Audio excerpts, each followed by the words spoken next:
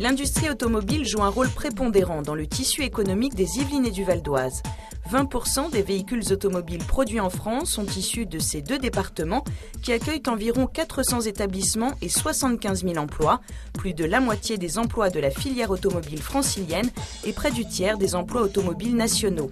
Cela s'explique en grande partie par la présence de 2 des 3 sites franciliens de production automobile, l'usine Renault de Flins et le site PSA Peugeot Citroën de Poissy, ainsi que les grands pôles de recherche et de conception, le technocentre Renault de Saint-Quentin en Yvelines et le centre technique PSA Peugeot Citroën de Vélizy-Villacoublay. De nombreux sous-traitants sont également présents et devant les enjeux de la filière, les entreprises, notamment Renault et PSA Peugeot Citroën, ont sollicité la Chambre de commerce et d'industrie de Versailles-Val d'Oise-Yvelines pour qu'elle crée un réseau territorial. C'est ainsi qu'est né en janvier 2005 le RAVI, Réseau Automobile Val d'Oise-Yvelines, qui regroupe constructeurs, équipementiers, importateurs, distributeurs, fournisseurs et sociétés d'ingénierie. Le RAVI bénéficie du soutien de la Direction régionale de l'industrie, de la recherche et de l'environnement, la DRIR, du Fonds social européen, du Conseil régional Île-de-France et du Conseil général des Yvelines. Notre métier, c'est de travailler en réseau. Pour toucher l'ensemble des entreprises et leur rendre service, il faut travailler en réseau. Depuis 5 ans, la CCIV fait de l'animation de réseaux d'entreprises un axe stratégique de son action. L'objectif est de rompre l'isolement des entreprises, d'affirmer leur ancrage territorial et susciter l'innovation porteuse de croissance. Le RAVI regroupe aujourd'hui 36 entreprises qui représentent près de 32 000 emplois, soit plus de 40% des emplois de la filière du Val d'Oise et des Yvelines.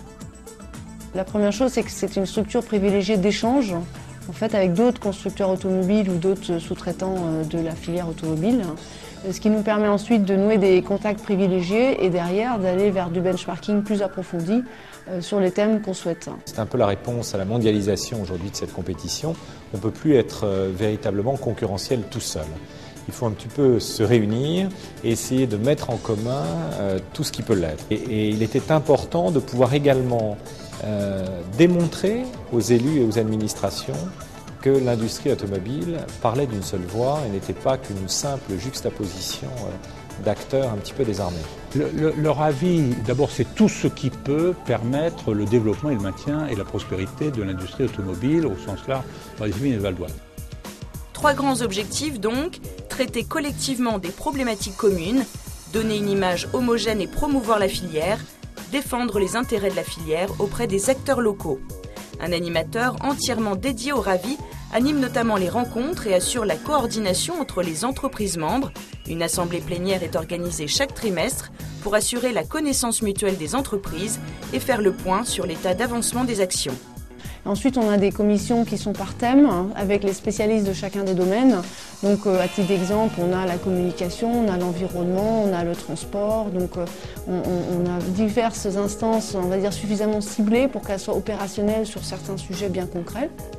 Le RAVI a défini 4 axes de travail: ressources humaines, infrastructures et aménagement du territoire, gestion de l'environnement, communication interne et externe. Pour chacun d'entre eux, un programme d'action a été mis en œuvre. La première opération qui a été mise en route, c'est celui d'une certaine mutualisation des ressources humaines. Et donc on sait qu'il y a des cycles dans l'automobile, et donc la difficulté c'était d'éviter que lorsque un constructeur a un moment un peu plus faible, parce que tel modèle part un peu plus difficilement, que le personnel qu'il est amené à lâcher dans la nature disparaisse au risque que sa compétence soit perdue. Et donc il y a là maintenant un réseau dans lequel, au fond, il y a une espèce de, je ne dirais pas de gestion commune du personnel, mais de mise en commun de la richesse humaine. Je crois que c'est l'intérêt de tous, y compris évidemment des salariés.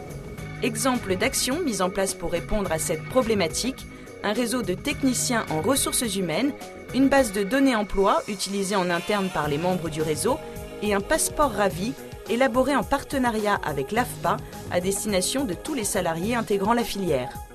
Le passeport RAVI, c'est un certificat qui permet d'avoir des intérimaires formés au métier de l'automobile et qui donc derrière sont une garantie de qualité aussi bien pour les équipementiers que pour les constructeurs automobiles. À ce stade, on a environ 80 intérimaires qui ont été labellisés avec le passeport Ravi. Et ce n'est pas un hasard si l'ensemble de ces intérimaires est actuellement en poste. Aucun d'entre eux n'est en recherche d'emploi puisque c'est vraiment les gens qu'on privilégie lorsqu'il s'agit de recruter un intérimaire à l'usine. Plus de 500 personnes ont déjà obtenu le passeport Ravi. Le Ravi a également réalisé une cartographie des besoins et des ressources humaines de la filière automobile du Val d'Oise et des Yvelines dans une prospective de 5 à 10 ans. Ce diagnostic va permettre de doter le territoire d'un cahier des charges opérationnel face à l'évolution des métiers de l'automobile. L'intérêt que j'ai trouvé au Ravi, c'est en effet de participer à des commissions liées aux ressources humaines pour essayer de trouver des plans d'action qui nous permettraient de développer des formations qui ne sont pas forcément disponibles aujourd'hui dans le cadre de l'éducation nationale et pouvoir mutualiser avec des entreprises qui ont la même problématique que nous. Deuxième axe de travail, les infrastructures et l'aménagement du territoire. Les entreprises du Ravi œuvrent à la mutualisation des lignes de bus privées pour les salariés. Un plan d'action à destination des élus sur les enjeux de l'accessibilité et des infrastructures a également été mis en place.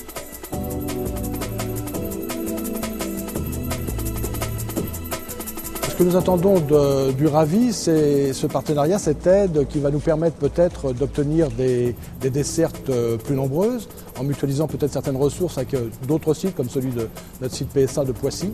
C'est nous rapprocher des constructeurs afin de trouver des solutions idéales et dans tout un tas de domaines, par exemple justement les lignes de bus, on en a entendu parler lors de cette session. Nous sommes très proches des constructeurs puisque nous sommes à côté du technocentre Renault. Troisième axe de travail, la gestion de l'environnement. Un réseau de techniciens a été mis en place, mais également des échanges d'informations juridiques, techniques sur les problématiques environnementales. Un projet de mutualisation de la collecte des déchets entre les entreprises est sur le point de voir le jour. Enfin, le plan d'action a permis la diffusion d'informations et des échanges d'expériences relatives à la prévention de la légionellose. La commission environnement, je m'intéresse tout particulièrement au stockage des produits dangereux dans les domaines des garages, concessions, pour conseiller mes clients pour ce genre de problème, pour le respect de la règle européenne, des nouvelles directives de la DRI ou de l'Europe. Dernier axe de travail, la communication interne et externe.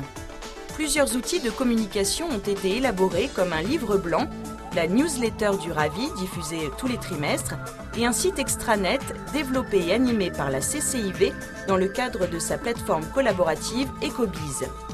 Une manifestation locale qui regroupe les entreprises de la filière, les acteurs institutionnels et privés, ainsi que les élus du territoire, permet également de favoriser les échanges entre les différents acteurs de la filière automobile du Val d'Oise et des Yvelines et permettre au Ravi d'exprimer ses enjeux, problématiques et objectifs. Enfin, le Ravi a entrepris une série d'actions pour promouvoir les métiers de la filière et un groupe de réflexion a été mis en place pour favoriser la transmission d'informations entre les différents acteurs. Alors on est une petite société de conseil en ingénierie, donc on travaille beaucoup en réseau, beaucoup avec des partenaires et pour se faire connaître et pour connaître les acteurs de la région, on a trouvé ça très intéressant de faire partie du Ravi. Le Ravi va se développer au fil des années pour suivre l'évolution des demandes des entreprises. Les groupes de travail pourront ainsi se pencher sur le logement, la stratégie de développement ou l'international. Le Ravi est devenu un lieu de réflexion et d'action incontournable pour chacun des acteurs de la filière automobile du Val d'Oise et des Yvelines.